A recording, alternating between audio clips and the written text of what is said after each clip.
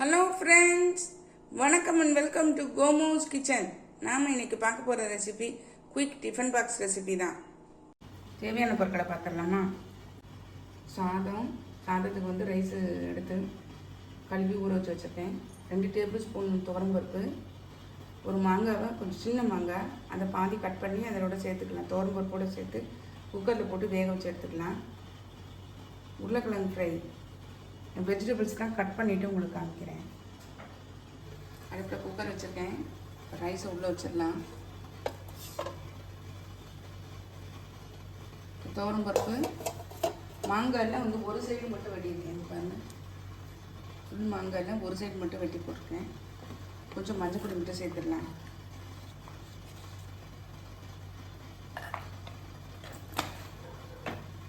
குக்கரை மூடிடலாம்.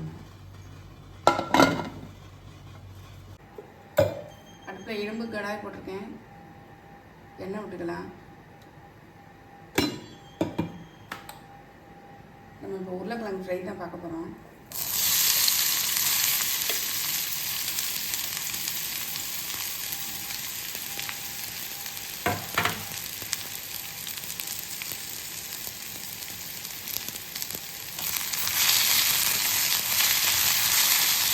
இந்த வேகத்தை ஃப்ரை ஆகும்போது நான் காமிக்கிறேன். உங்களுக்கு ரசத்துக்கு பார்க்குறேன். கொஞ்சம் உப்பு சேர்த்துறேன். தேவையானாலும் சேர்த்துறேன்.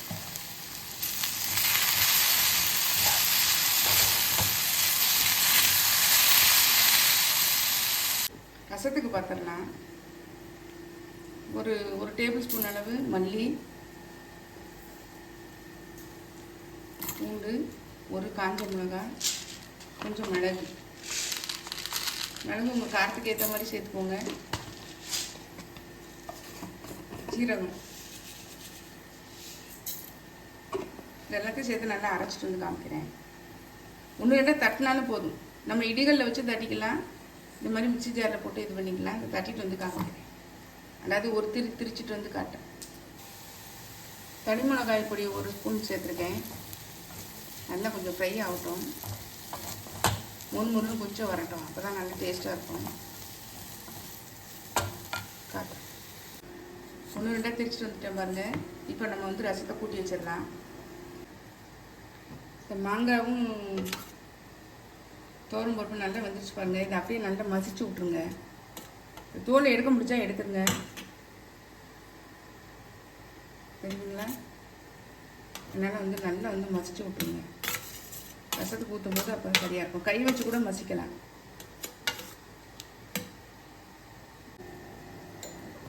அடுப்பில் கடாய் போட்டிருக்கேன்.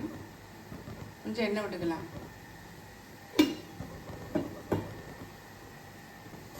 எண்ணெய் சூடாயிடுச்சு பாருங்க. கடுகு சேர்த்துடலாம்.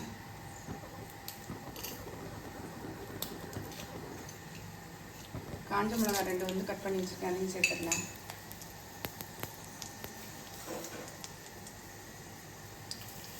கொஞ்சம் கருவேப்பிலை,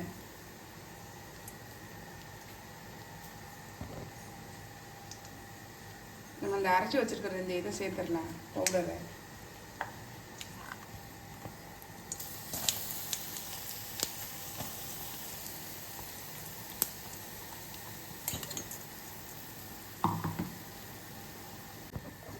நல்லா ஃப்ரை ஆகிடுவாங்க.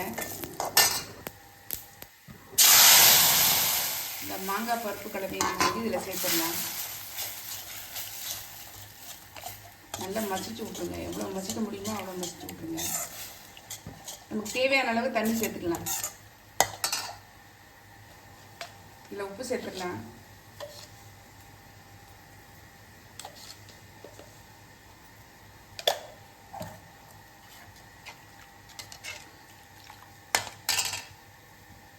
பெருங்காயமும் சேர்த்துடுறேன்.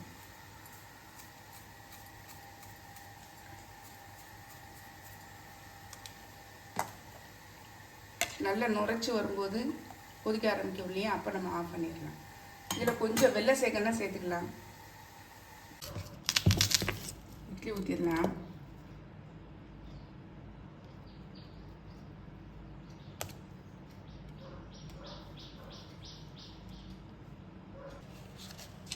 தேவையான அளவு உப்பு சேர்த்துடலாம்.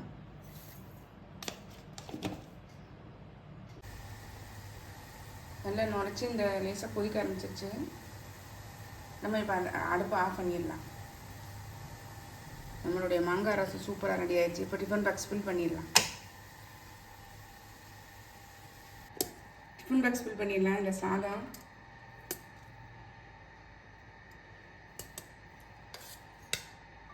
தயிர் சாதத்துக்கு, உருளைக்கிழங்கு ஃப்ரை, காலையில் இட்லி சட்னி, இப்போ ரசம் ஊற்றிடுறேன்.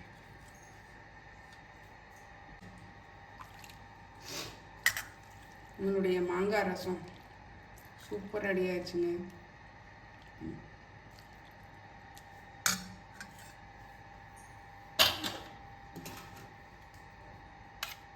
தயிர்,